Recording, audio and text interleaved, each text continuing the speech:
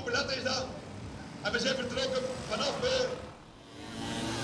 Schipop den Bouwer en sluikreclame. Dan moeten we daar nog centen van krijgen. Een prachtig zijspan bij Melanie erin, de dochter van Liesbeth.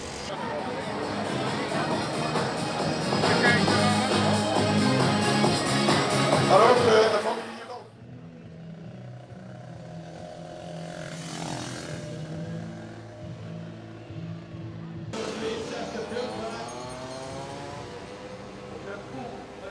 Tuurlijk, het is nou klaar officieel.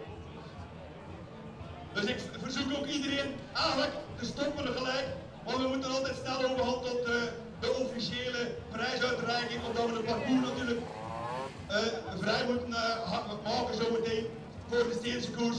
De renners